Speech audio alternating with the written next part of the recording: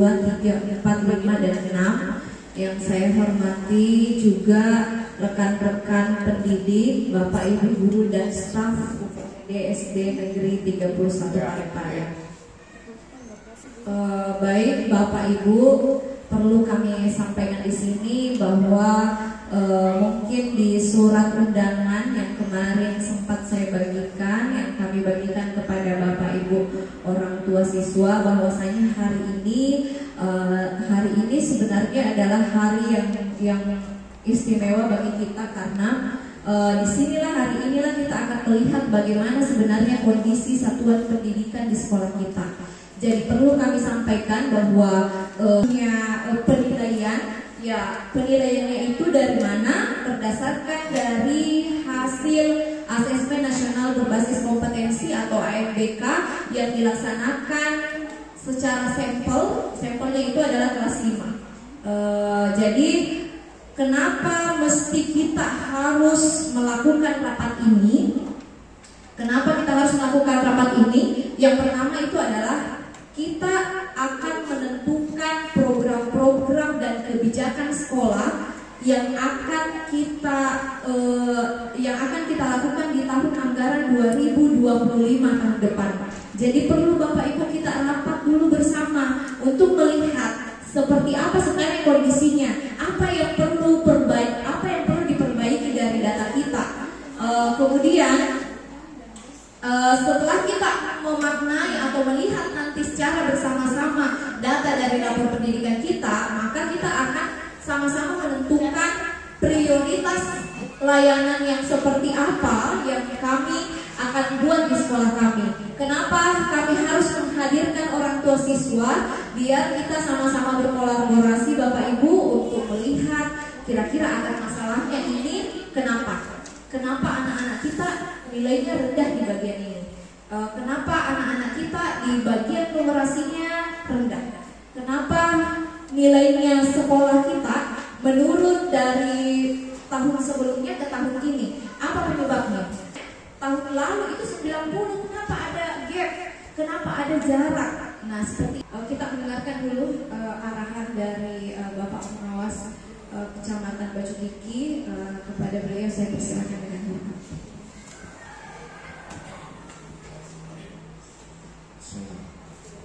Assalamualaikum warahmatullahi wabarakatuh.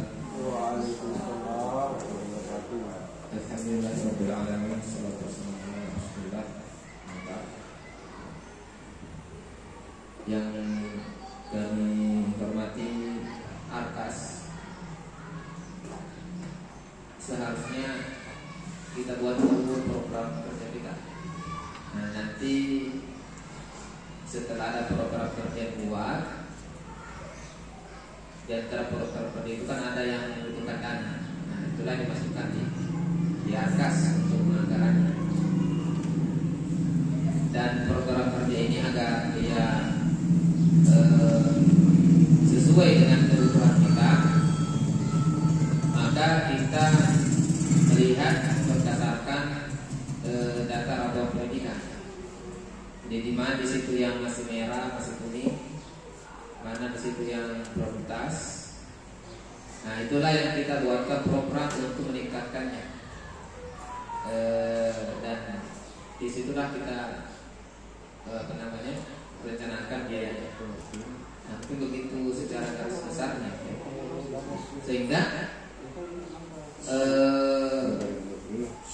semua stakeholder di sekolah, baik kepala sekolah, guru, tenaga pendidikan, komite orang tua, siswa, itu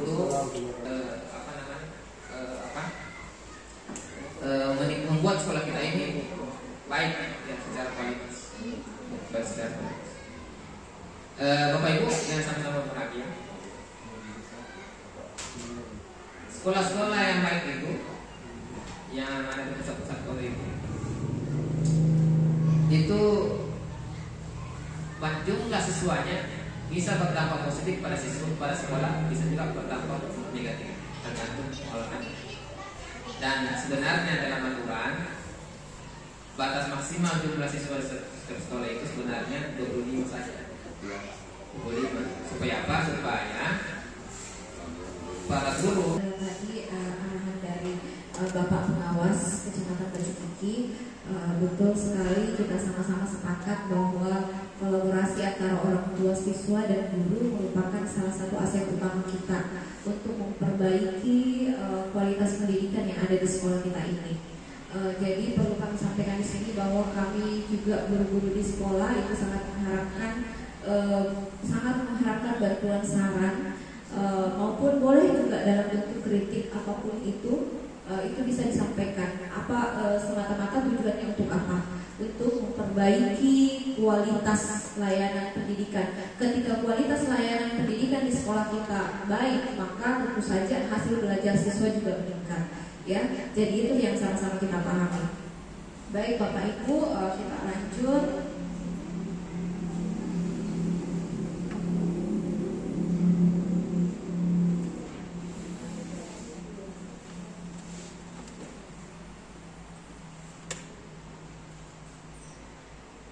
Kita langsung saja ya ke bagian ini.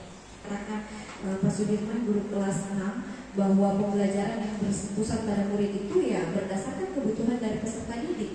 Berarti kita harus sebelum kita mengajar, kita harus memetakan dulu ini murid tak ini sebenarnya gaya belajarnya seperti apa. Kemudian dia lebih sukanya potensinya itu dia kemana. Jadi Bapak Ibu guru itu harus tahu, dan perlu kami sampaikan Bapak Ibu orang tua siswa di sekolah kami itu sebelum Bapak Ibu guru ini di awal tahun pembelajaran mereka sudah melaksanakan yang namanya asesmen diagnostik yang kita lakukan. Bagaimana perasaan Kak setelah mencapai ringkasan itu? Ada yang mungkin masih kenapa bisa padahal di sekolah kami itu ada kegiatan literasi. Di hari apa itu? Kalau saya Bu begini. Iya silakan. Banyak literasinya rendah. Sebenarnya tinggi literasinya, pengertiannya dia kurang. Karena maklumlah daerah kita ini di pinggiran kota, bahasanya kurang. Lancar anak-anak membaca Bu, lancar baca saja. Artinya kurang. Bahasanya tidak dipahami saya kira. Rendah. Iya. Kalau bacanya lancar semua. Pemahaman, iya. Pemahamannya Cocok sekali yang kita bilang Pak.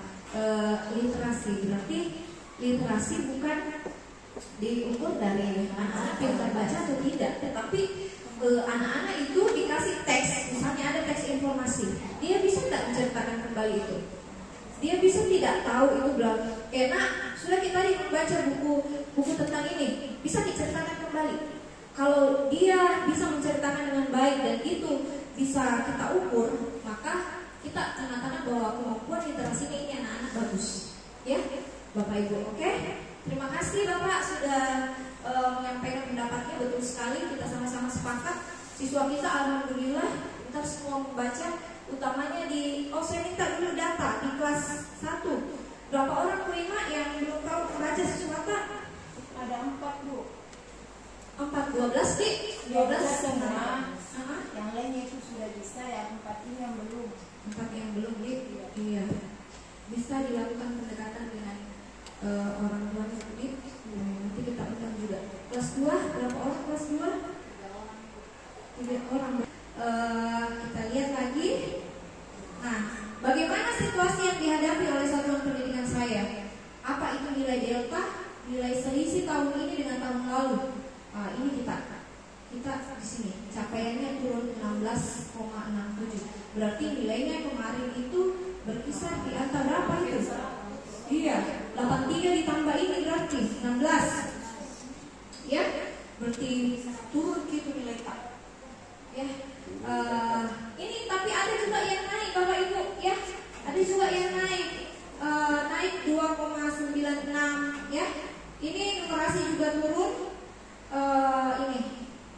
Oke, kita lihat lagi berikutnya. Apa artinya? Lihat apa arti capaian saya untuk melihat penjelasan yang komprehensif atau detail dari hasil capaian indikator tersebut. Kita lihat di sini. Ininya rapornya 31 ini Bapak Ibu ya.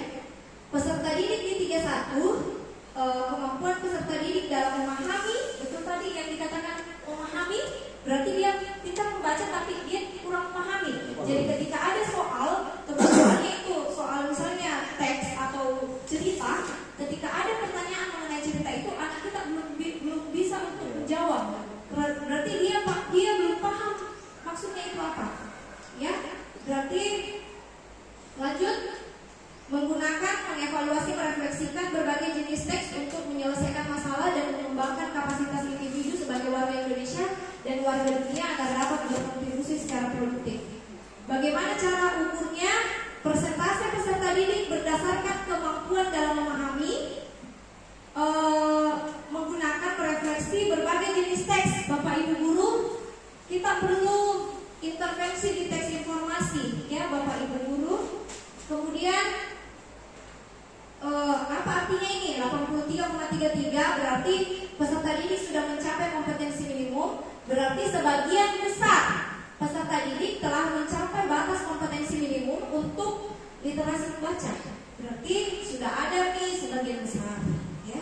Kalau dia misalnya masih 25%, merah ini Bapak Ibu, ya.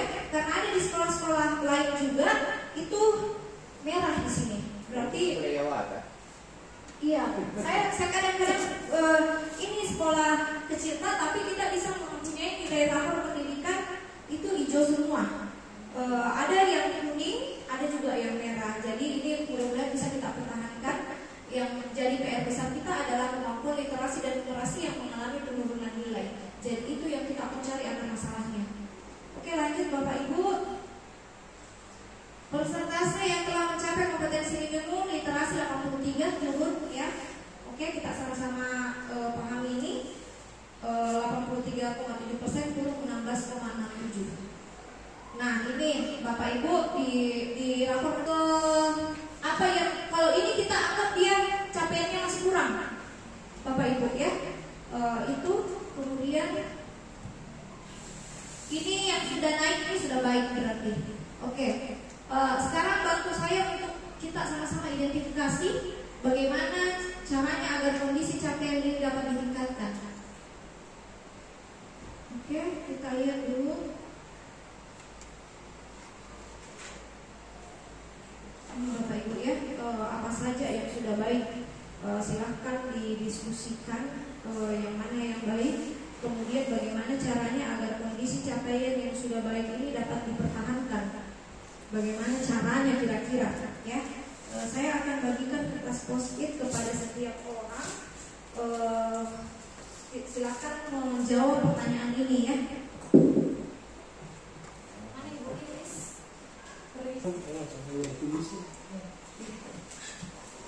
Situ ada 2 lembar Bapak Ibu, ya. Bisa nanti kita bacakan. Kemudian ini pertanyaannya, apa saja indikator capaian yang sudah baik? Apa saja indikator capaian yang sudah baik?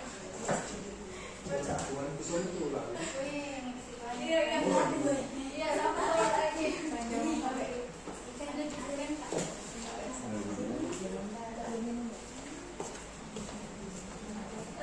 Ini Bapak Ibu, ya, saya tampilkan rapor pendidikannya.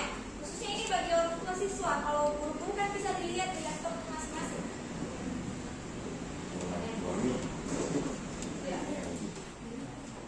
Kita lihat dulu. Jadi di situ ada 2 lembar Bapak Ibu.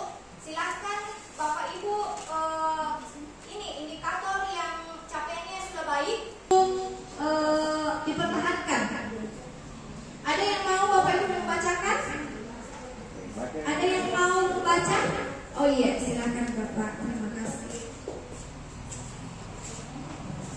Di Profesor serta kedepannya akan berkatakan orang tua siswa yang sedang hari mewakili setiap kelas. Sedikit saya katakan mengenai masalah siswa yang di sini memang tidak begitu karena di antara daerah yang ada khususnya di Kalimantan Timur memang kira-kira paling sedikit penduduk. Dan itu soal itu perlu tanda-tanda ada di jadi tidak menutup kemungkinan bahwa sekolah seperti satu ini memang muridnya dari dulu Iya. Bahkan sekolah ini dulu riwayatnya ini Pak, tapi ini dari Lemon sebenarnya, dari Lemon. Nanti dipindahkan ke sini pada saat waktu masih zamannya Pak Harto, kepala negara pada waktu itu turun Muhammad Impres untuk super akhirnya dijadikan ST31 di sana. ST31 ini dipindahkan ke sini. Saya masih sempat ingat waktu itu pertama saya, kalau cerita saya baru kelas 3 SD waktu itu. Jadi alhamdulillah saya alumni dari sini juga. Iya. Tapi kalau saya yang sudah pensiun itu luar biasa perjuangannya itu. Dia alumni SD 37. Jalan kaki dari sini SD 37.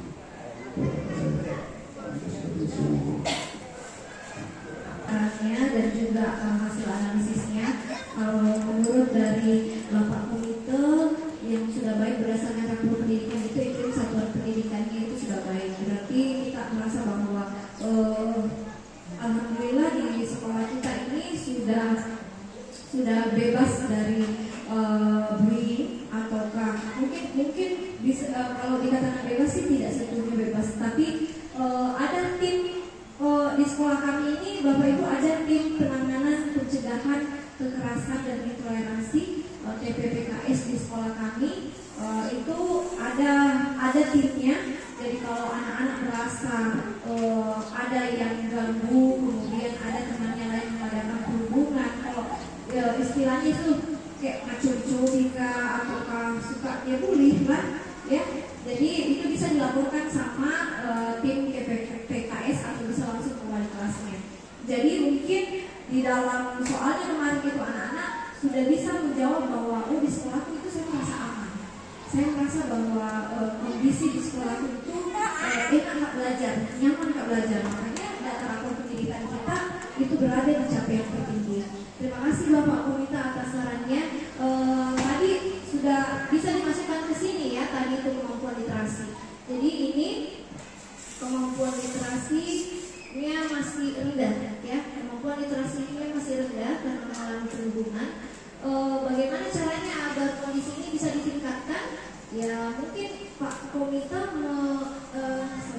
menyarankan bahwa diadakan ini. Diadakan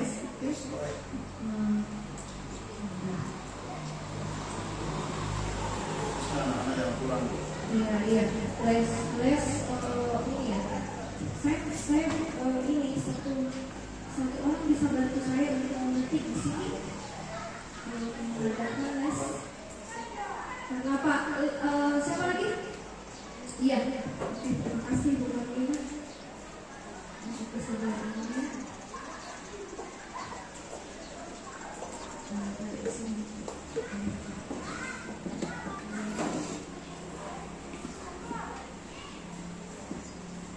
Jadi kalau dari kemudian yang harus kita perhatikan adalah bahwa setiap anak itu punya kompetensinya, punya kecerdasannya masing-masing. Inilah yang diakomodir oleh menteri sebelumnya dan sampai sekarang tidak berubah karena mengatur bahwa setiap anak itu dalam satu kelas karena dia heterogen, maka tidak boleh dibeda-bedakan, harus dilihat dari sisi tingkat kompetensi masing-masing. Sehingga kemampuan literasi dan numerasi itu tidaklah menjadi pertimbangan. Setiap anak itu mutlak untuk naik kelas, maksudnya kalau dia tidak bisa membaca, mutlak dia tidak boleh naik kelas. Kalau tidak bisa menulis, mutlak dia tidak boleh naik kelas. Tidak ada, karena setiap anak itu memiliki kompetensinya masing-masing, memiliki dia datang dari rumah itu memiliki kemampuan masing-masing. Nah, kalau ini dibedakan, itu nanti tidak sesuai dengan yang diharapkan oleh ketika sebelumnya bahwa pembelajaran itu harus berpusat pada murid. Bagi mas pembelajaran berpusat pada murid, maka kita harus mengajar setiap siswa itu per individu, per setiap kemampuan individu, bukan klasikal. Kalau yang biasa kita laksanakan sebelumnya itu klasikal. Pokoknya satu hari informasi semua harus, mau tidak mau harus serap. Tidak. Per individu. Ada yang bisa serap 10, ada yang bisa serap 5, ada yang bisa serap cuma 1. Tapi kemampuan menyerap informasi ini tidak boleh menjadi patokan mutlak. Ini kelas. Nah, itu maksudnya itu. Namun jika ada hal-hal tertentu yang harus dia tinggal kelas, itu tidak apa-apa. Tidak ada larangan. Tidak ada larangan. Cuma yang menjadi patokan sekarang ini adalah hendaknya setiap guru dalam mengajar dia harus pembelajaran berfokus pada murid. Maksudnya lihat murid itu per individunya, jangan lihat secara klasikal. Diferensiasi. Iya, lihat ini kemampuannya kemampuan membacanya hanya bisa membaca dengan menggunakan media gambar. Ini sudah bisa huruf, ini sudah bisa memahami. Ini harus diajarkan per masing-masing kemampuan tadi. Namanya kesiapan belajar siswa berarti. Yang satu ini kesiapan belajar hanya sampai dia bisa mengenal gambar, bisa dibahas dibantu dengan gambar karena dia